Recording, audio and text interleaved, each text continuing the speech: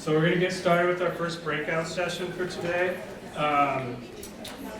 Just a reminder, if everyone can silence their cell phones, and then we'll have 5 minutes for questions after the presentation. And I'll run a mic over to you if you have a question, because we want to get it recorded. So just a reminder to wait for the mic on your questions. So we'll get started. We have what every contractor developer needs to know to be stormwater smart. And we have Barbee, Matthew Hendrix, both from the County Stormwater Coalition, and then Tolman from Accena SWPP Services presented today. Okay, everyone can hear me, I'm assuming, in the back? We're good? Fantastic. Okay, thank you. Like you mentioned, my name's Barbee. I'm with the coalition, and I also work for Sandy City Corporation. So we're representing the Salt Lake County Stormwater Coalition, which is made up of compliance companies and MS4 UPDS permittees, municipalities throughout Salt Lake County. Why does stormwater matter? Stormwater management is one of the most critical environmental responsibilities that we face today. Let's break down why that's important, especially for contractors and developers. Water is our greatest resource, and pollutants threaten this resource. Every rainfall event has the potential to transfer contaminants into rivers, lakes, and streams. And what is the threat? The threat is pollution from impervious surfaces.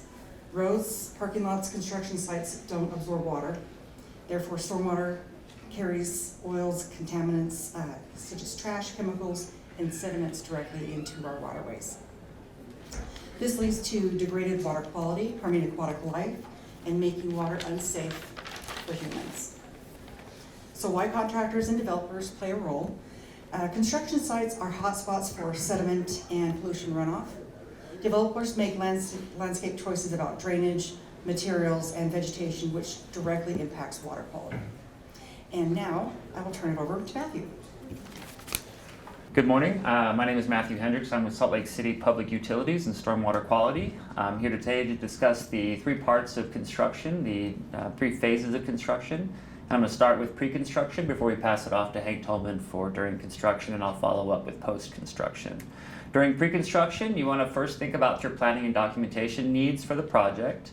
That is going to be the baseline where you need to start from, so let's do that. And the first thing would be to consider your the site itself, looking at the site, so looking at a pre-construction site reconnaissance, so you can understand the pre-development dynamics of the site, which allows you to better plan for pollution prevention. The things you really want to look for, there's a lot that goes into it, but one of the main things, of course, is looking at the plans that were devised themselves, the drawn plans by the architects and the engineers.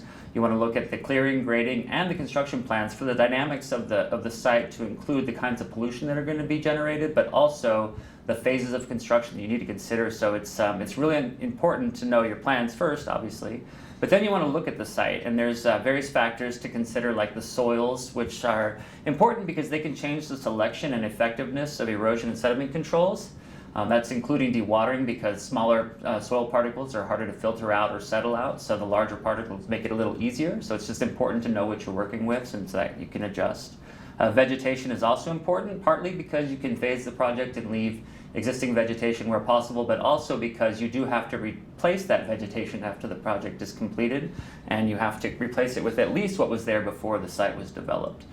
Slopes come into play, because the steeper the slope, the more erosive the runoff is that flows down it. So minimizing where those slopes occur and addressing them when they arise is going to be really essential for controlling erosion.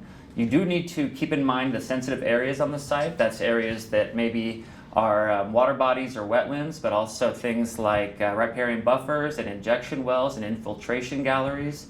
Bioretention areas. All these things must be protected from the effects of construction during construction, and you don't want to compact them or affect the vegetation in them. So knowing where they are is really important for your planning of where you're going to stage things and how you're going to approach your site. Groundwater is essential to consider, because if you're digging into the ground and it's got high groundwater, you're going to develop standing water that you're going to have to address. You're either going to have to drain it via dewatering methods, or you're going to not want to work in that area. So understanding your depth of groundwater is going to be essential. You should also know the historic land uses of the project or the parcel, and that's partly because of the potential legacy contamination that could exist on that land, and you want to know if you have to do anything special with regard to the soil's disposals or anything like the quality of the groundwater that also would be in that soil, because if it's got any legacy contamination, it can be also contaminated when you discharge it. So that's essential. Knowing the receiving waters is the last thing you really want to think about pre-construction, because the receiving water body, the quality of it, really tells you some of the dynamics of the permitting structures in terms of what you're supposed to do for inspections and even sediment and pollution controls. Those that are already impaired need to be prevented from becoming more impaired, and those that aren't need to be kept in their state as much as possible. So knowing the dynamics of the site will help you prepare for the construction itself. Here in Utah, we have a pollution discharge elimination system that requires people to get a stormwater permit if you meet certain thresholds of development and disturbance. Those are broken down mainly by the size of the disturbance. There's a general permit and then there's a common plan permit. In both cases, in the general permit, the case is that if it's an acre or more disturbance, then you need a permit. If it's part of a common plan of development that's going to disturb at least an acre, then it also needs that permit, even if it is less than an acre. But there's another permit that can be useful if you're building homes that are an acre or less in disturbance, but they are part of a large development plan. So you have to get coverage for those, and then there's requirements from those permits that dictate how the site can be developed. The secondary issue would be dewatering. I mentioned if you have a high groundwater table, there is a permit for that. There's a series of permits. I won't go over them right now, but just understand that they are required if they're being discharged, because those dewatering impacts can be pretty substantial to the receiving waters. So once you've established that you know your site and you know the size of your disturbance, which helps dictate which permit you need, you then have to develop a stormwater pollution prevention plan. That's required for both the construction general permit and the common plan permit, but they do have differences between them, and there is a state-supplied template to help you create this document. So with the help of professionals or without, you can get that done. There is an evaluation form that was created at the state level to help you make sure that the plan that you've written does meet the requirements of those permits. So I'll show you a little bit more about that on the next slide. But it is useful to keep that as for yourself, because the regulators are going to use the same form when they review it for compliance. The law does not require a specific template to be used, so you can use your own as long as it has the right content, but just know that the template is the best way to approach it because it's all in there and it has instructions and it's really helpful. The thing about a stormwater pollution prevention plan is that it is a living document. It's expected to be changed over time, and it will be changed as you move along, as construction progresses, and as people and little aspects change, you'll be updating it. There's a map that you're going to update, so it is a living document, and you can expect to be adjusting it. The plan itself has quite a bit of information in it, but it's all really useful, and it's meant to be kind of understood as a guide for somebody that's trying to approach your construction in the lens of pollution prevention. The beginning of the plan would have your team. That's your SWPP team. Those are the people that are going to be doing the work on the site, and it's the work specifically for the permit. So anybody doing inspections or anybody that wrote the SWPP, anybody doing corrections or installing BMPs, these people need to be detailed in here because you need to know who to contact if any one of those aspects need to be addressed. The SWPP does include a nature of activity portion where you're discussing the type of activity and the sequence of it, the timing of it, what time of day you'll be working, and then the sorts of BMPs that would be associated with each stage of that construction project. The water quality section of your SWPP is really just, again, about the receiving waters, whether or not they're impaired or high quality, and making sure that if they are impaired or high quality, you're addressing that in your pollution prevention planning.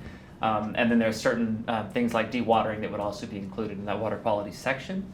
Pollution prevention is the next section, and it's really about the pollutants that are generated on site, and you even have a table where you list all the things that are possible on the site and then how you're going to address them. And if ever you find that one is missing, you would add it to it. And then beyond that, you have a BMP associated with every pollution generating activity that needs to be both listed in your SWPP with instructions and specifications on how to install, to maintain, inspect, and use that BMP. Stabilization is the next section. It's really more about the phases of construction. If it's temporarily if it's temporary, the construction has stopped, then you have to, after 30 days, you have to stabilize it with some kind of ground cover to prevent erosion when it rains. But then at the end of construction, when it's fully complete and it's time to fully stabilize, you have to have the schedules of that stabilization and the methods by which you're going to stabilize. This has to be spelled out in the SWPP so that the people that are reviewing it can understand it, and then the people that are implementing it can know exactly what they're supposed to do when they're supposed to do it. The next section is spill response. It's really important because spills do happen, and we need to know who is responsible for a spill.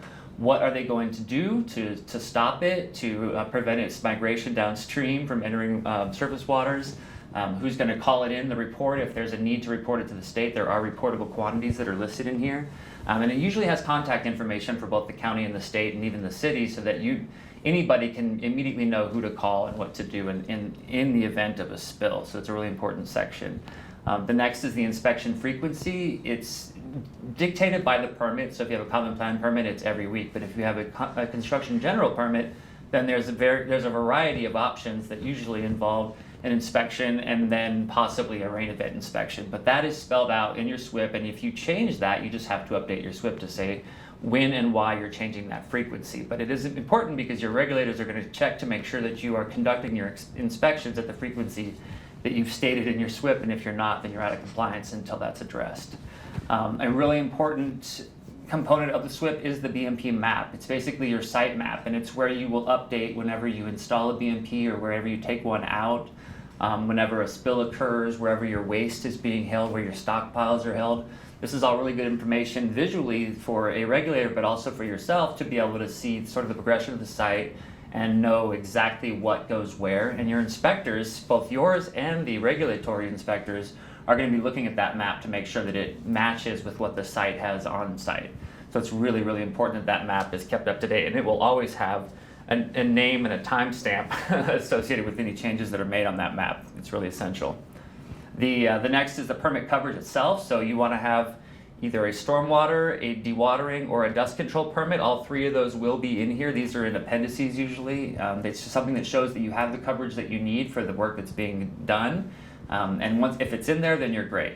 The delegation of authority is the next part, and it's really important because we have a permittee that's considered the operator of the site, but it's not necessarily the case that that person is going to be the one doing the compliance activities associated with the permit. So the owner of the operator, the company, or whoever's in charge of the company, needs to delegate somebody to be able to sign inspection reports for that site and for that permit, and they can't do so without it being delegated to them unless they are the head of that organization.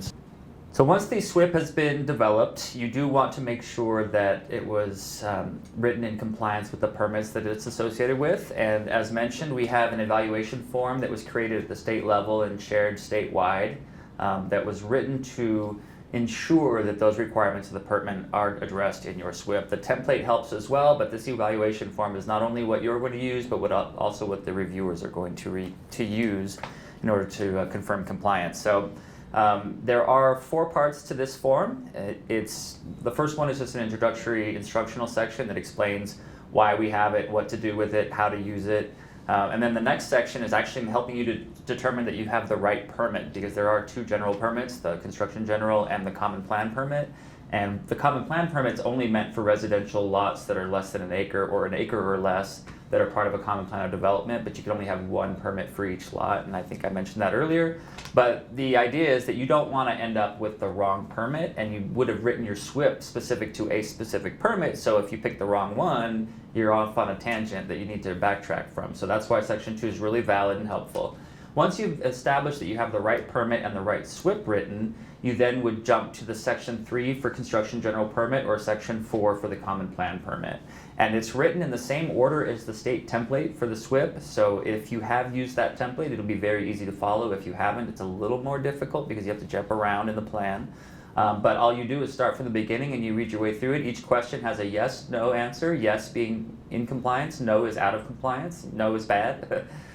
If it doesn't matter or if it's not applicable to the project, then there's sometimes an NA, a not applicable selection. And if you choose that, that does not affect the compliance status of the SWPP. It just means that it's not applicable to it. So you work your way through it. At the very end, you can check back and see which ones you had a no on, and then you'll know what you need to work on. And the same thing will happen with your reviewers at the state or city level. Whoever is reviewing the SWPP for compliance, they will be able to address those and write them into your comments. So that's it for that form. Use it, and hopefully you appreciate it as much as we do. All right, once you have submitted all your applications for your permits with both the city and the state, and you've had your SWPP approved, it is now time to begin to move toward construction. And that next phase is your site inspection.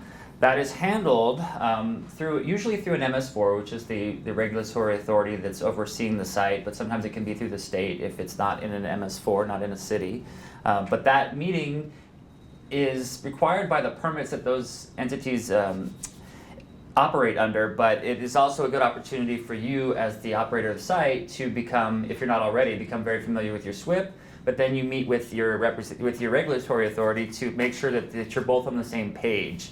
They will conduct that meeting, and once completed, it addresses that portion of their requirement, but then it also gives you an opportunity to talk about any site complexities that might have come up during your development of the SWPP, or any issues that you have about how to comply. You need to get that all straight. It's a really great opportunity to make sure that introductions are made and build that initial relationship with your regulators, because that's, communication is key throughout the entire process, but especially when it comes to SWPP compliance. Let's see, the other thing is that at that moment you'll be deciding whether or not you're going to be conducting electronic site inspections, which is a new law that was passed, and I think Hank Tolman will go over this here in a moment, but it does allow for regulators to conduct their inspections electronically. That means they won't be on site. But if you choose that, it's on you to provide all the documentation that's needed in order to show compliance. So you'll make that decision and determination at that meeting. Once the meeting is done, usually at the same time in tandem or soon thereafter, you will have scheduled an initial inspection of BMPs. So that is also another requirement of the MS4 permit for regulators to make sure that that's done. But for your part, it just helps to get them to say that, yeah, you're ready to go after this inspection. That inspection would include a look at your first phases of BMPs that you've installed, things like your track out pad, your perimeter sediment control, your inlet protections, any protections for sensitive areas that need to be delineated and protected. It also includes a need for your site notice to be posted. It's a permit requirement from the general permit or the common plan permit that you have something, and that notice is really essential because it allows the public to come by, and if they are concerned or if they see a problem about pollution, it gives them a contact that they can reach out to, and if nothing else, they also can always reach out to the state. But it is a requirement of the permit, so they're going to check that. And if that is also in place and all the inspection elements are in compliance and the pre-con is completed, then the project is really ready to go. And that's where it comes into contractor readiness. You're excited to get started and you've been waiting quite a while, hopefully not too long. But just know that as a permittee, you're responsible for knowing your project, for knowing your SWPP, for knowing which BMPs need to be in place. And you may have a third-party contractor that's going to take care of this stuff for you, but you have to be aware of what's going on because in the end, it's your responsibility and any enforcement will come down to you and your company. So it's really essential to get with your team to make sure that they're prepared, that they're trained, and that they're knowledgeable of what's expected and also what's prohibited. Discharges of pollutants that could be avoided are not allowed. You really have to do your best to control it. So as a reminder, it is a violation of most city ordinances, but even the permit to begin land disturbance without the approval of your city or your state or whoever the authority is. So you do want to make sure that you have that permission, and preferably in writing, to allow you to move forward. It's always true that you can do a little bit of disturbance to install your BMPs, but you are not to begin clearing and grading until you have that final approval. They will give that to you, and once given, you are allowed to move forward. And it's really exciting to be able to get to that point. Just make sure that as soon as you begin working, you start doing your inspections and your corrective actions in the frequencies required by those permits. And then again, understand your permit. If you don't know it, read it. It's embedded in your SWPP, so you don't even have to go looking for it. But it is essential because that's what you're going to adhere to. And after that, we will move on to the during construction portion of our presentation, and that's handled by Hank Tolman, and thank you for your time. Yeah, so Matthew talked about everything that we want to do. Before we actually get started on construction, I'm going to talk about what we're going to do once we start construction, a little bit beforehand too. Probably the most important thing that we want to do when we're talking about construction is implement the right best management practices. So best management practices are the controls that's going to stop pollutants from running off your sites, stop pollutants from leaving, and controlling those, maintaining them on site, making sure that they're cleaned up before they get into our water bodies. I made a list of some of the most common BMPs. This isn't a comprehensive list, but this is kind of some of the ones that are most common for us. Also, I wanted to mention that USWAC, and Matthew brought this up to me before the presentation here, but USWAC has developed a new BMP manual, which is a great starting point for you if you're gonna, if you're looking at what BMPs to use, and also if you're looking for specifications that need to be in your SWPP document. Go look there for that manual. It's going to be on the USWAC website, and you can get specifications for these best management practices. So a couple of the ones that we have here, we have perimeter controls, lots of different types here, and you're going to want to choose them. We're not going to get into all of that today. I'm more than happy to talk to you at length, ad nauseum, about what BMPs you should use and at what times. But you want to choose the BMPs that are going to work best for your site. You want to choose perimeter controls. Perimeter controls are designed to stop pollutants from leaving the site. So if you're implementing perimeter controls where no stormwater or no pollutants are ever going to leave the site, like at the top of a slope, you're probably wasting money. And you may even be polluting because something like a silt fence is going to degrade and it's going to fall apart, and then that's going to be a pollutant on your site, right? So you want to make sure that you're using them correctly. Inlet protections, there's lots of options depending on the types of inlets that you have. You can do an inlet insert, you can do an inlet barrier, you can do an inlet cover, right? We have track out controls. Track out controls, I think more than anything, are something that is not very well understood or not very well thought out on a lot of our construction sites. If you're finding yourself having to sweep your streets a lot and spend a lot, street sweepers are not cheap, right? If you're finding yourself having to sweep your streets a lot, you need to look at what you're using for track out controls, because that should be stopping a lot of that track out from coming off onto the pavement outside of your sites. If you're not using appropriate track out control, you're going to be wasting a ton of money doing street sweeping, and there's something wrong. So we need to figure it out, right? We're used to always throwing down some gravel, some aggregate. Hey, let's just throw down a 20 foot by 50 foot pad of 3 to 6 inch aggregate down there, and we're good to go. That's not always the case, especially when we're coming into this time period. Within a couple of days, that's going to be compacted into the ground. That's not going to be kicking off any dirt anymore. It's going to be full of mud, and everything's just going to be leaving the site. And the city's going to be upset at you. Your neighbors, more than the city, your neighbors are going to be upset at you, and then you're going to have to start getting that street sweeper truck going out there a ton. So we want to think about this before we're starting our site. Are we using appropriate track out controls to maintain that track out off our site? Trash and washout. A lot of people don't consider, the washout a lot of people consider as a control. We're talking about like the concrete washout and stuff, but a lot of people don't consider trash to be a SWPP or a stormwater concern. And so I always get lots of pushback about the dumpsters, right? Well, that's just trash. That has nothing to do with stormwater. That's not true. Where do you think that trash is going after it blows out of your dumpster and into the street, right? It's going to end up in a water body, in a wetland, somewhere where we don't want it, right? None of us want it there. Trash control is a best management practice, and it is a best management practice that you need to address in your SWPP, and you need to have a specification for in your SWPP. How are you going to manage that? Are you going to have bagged trash? You're going to bag up the blowable trash daily? You're going to have some covered dumpsters for blowable trash, and then maybe an uncovered dumpster that you only use for construction waste? Something like you got to figure it out, but it's something that we need to take into consideration. And then sanitary waste.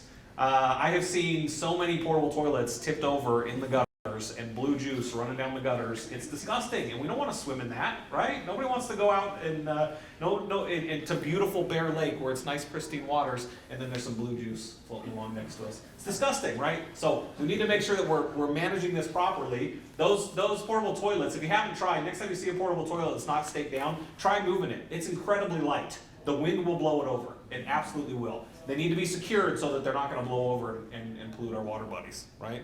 All right, so those are some common BMPs. Like I said, please check out the manual on the USWAC website. And then, there's lots of resources for how to select the appropriate BMPs. But we want to use the right ones for the right thing on your site. Okay, there's lots of options, but what is right for your project based on what's happening on your project? All right, let's talk about inspections. Huge confusion. I always get so many questions about this. Just last week, I had somebody ask me, hey, the city's mad because we don't have any inspections. They want inspection reports, but the city comes out every month and does the inspection. I don't understand. Why aren't, they have the inspection report, they're the ones doing the inspection. Okay, all right, so there are separate inspection requirements, okay? The contractor, developer, the site owner has the responsibility to conduct what we call self-monitoring inspections during the construction process. Those self-monitoring inspections are required either weekly or bi-weekly, depending on your site, depending on your choice. Weekly, once every 7 days, or once every 14 days, and after a rain event of a ½ inch, or enough snow melt to cause runoff, to cause a discharge. Or if you're next to an impaired water body, then you really don't have a choice. If the nearest receiving water to you is impaired, which is again something that we run into all the time. Some people, if you're preparing your own SWPPs, if you're trying to go through the documentation, you got to look up what your actual receiving water body is. Can't tell you how many times I look at SWPPs in Utah County, and Utah Lake is the receiving water, no matter where they are in Utah County. It's always Utah Lake. Well, that's great, but Utah Lake is impaired, so it doesn't matter. You're going to be doing the extra inspections. But it's not always Utah Lake. It's not always the Great Salt Lake. It's not always the Jordan River. There's lots of water bodies you need to look out for. If it's impaired, then you have an increased inspection frequency. There are some reductions possible. I'm not going to get into those today, but based on situations on your site, you may be able to reduce inspection frequencies under very, very specific circumstances, and that's in the general permit. We can look at that. Now, what about the municipality? They do come out and do inspections, right? So why? The municipalities operate under a different permit. The municipalities aren't operating under the construction general permit. They're doing oversight on the construction general permit, but they have their own requirements under a separate permit that they have to adhere to. Those require them to go out to every construction site and conduct an oversight inspection at least once a month, and then if that site has been designated as a priority site, then twice a month, right, every 14 days. All right, what about electronic site inspections? Maybe you've heard of these, or maybe you haven't. This is kind of a new thing this year, but there is an option for you to provide electronic site inspections. The state has a great list. It's on the USWAC website as well, a great list of what is the expectation for these electronic site inspections. And then you'll be able to submit that to the municipality, and they can use that as their oversight inspection. But it needs to meet the requirements, it needs to meet the specifications that they have to adhere to. Otherwise, it's not going to work, and they're going to still need to come out to your site. All right, overall site compliance. Here's some common violations. I'm going to skip through real quick because I'm out of time, but you can look at that later on. But these are common violations that we see. All right, I'll turn it back over to Matt for post. Thank you, Hank. Hopefully you can still hear me. All right. So obviously pre and during construction are essential, but at the end of your project you want to get the job done and move on. The way to do that is to first stabilize your site, because it was disturbed when all the vegetation was removed, and now we need to get back to a functional, non-discharging state. And the way we do that is by primarily vegetation, but it also can be non-vegetative measures. And the idea is that because these permits dictate how you're supposed to approach controlling these sites, you do have to stick to their rules with regarding what constitutes stabilization. And the way that it looks is, for anything that's vegetated, it has to be uniform, so that's 100% coverage, perennial vegetation with at least 70% density. That just means no bare areas. A really good way to note that, if you're looking at a site, you can generally don't see any bare areas, you're probably doing pretty well, but there's something called a hula method, where you can toss out a hula hoop, see where it lands, anywhere on the property, and you should be able to see full coverage and at least 70% density, just to show that it's being accomplished. Now, there are exceptions to this. This is in your arid, semi-arid, and drought-stricken areas that the permit allows for differences to that. The main one being that if you are using vegetation, you just have to plant it and seed it in a way that it will become vegetated within 3 years, which is, and then the permit can be terminated at that point. So that's a little bit hard to be certain about, but if you have a plan for it and it's approved, then go ahead and go forward with it. There are non-vegetative measures that can work. Those could be like riprap, gravel, gabion baskets, geotextiles. Mulch is probably another good example. It's just anything that's going to prevent the erosion of the dirt when it does rain later after the project completes, and then doesn't create erosion or sediment transport off-site. So there are areas that may not have to be vegetated or covered, and that's things like dirt access roads or utility pole pads. Again, these are allowances within the permits to achieve stabilization and end your permit to terminate it. The deadlines are really, there's temporary cessation of activities, and there's permanent cessation. So if an area becomes inactive for more than 30 days, it has to be stabilized, either temporarily or permanently. That's a requirement of the permit. But generally, as long as the work is still happening, then there's no need to stabilize until that inactivity reaches 30 days. But at the end of the project, it is going to have to be stabilized. So with inactivity for 30 days or more, you should have initiated stabilization, either the planting or non-vegetative. And then after starting that effort, it has to be done within 30 days. So you have to make sure that you get the site stable. Completing it as soon as practicable is the idea. Then of course there are exceptions once again if you're in an arid, semi-arid area. So here on the Wasatch Front, we are not generally stuck with these issues, but there are periods of drought that can occur. And when they do, it just, once again, you can install those measures in a way that they will vegetate within 3 years. But sometimes you need to control erosion in those situations. If it's a flat land, it's generally okay, but if the steeper the site, the more potential for erosion exists. So there's a need to use erosion and sediment controls during the vegetative process. But again, if you have a plan for that, you're going to be okay to achieve that stabilization and be able to terminate your permit. And then of course, if you're discharging to a sediment or nutrient impaired water body, it really, the exception there is you really have to get this done within 30 days. There's no real, there's no waiting, you just have to get it done because you want to protect those sensitive water bodies. There is a need, once you've completed stabilization, to end your project, to terminate it. The permit has conditions of termination that are spelled out, like what it means to be able to terminate. And those can be broken down to one major instance and a few others. The main one is that if construction's done, if you're done with the development of your property, that means that you've achieved final stabilization, you've removed all construction-related materials and activities, all the temporary BMPs have been removed, and all pollutant-generating activities have ceased, and those sources are removed from the site, you can terminate. But if not, the only other way to terminate is if you transfer it to somebody else who's going to take on that job and get their own permit and have that coverage confirmed. Or if there's an instance where maybe you got a different kind of permit from the state that says, okay, you're no longer under the general permit, but you have these other opportunities. And then of course, the one other issue is if you have a series of lots being developed in a subdivision, if you're passing it off to the owner, you don't necessarily have to stabilize, but you do have to have erosion and sediment controls in place.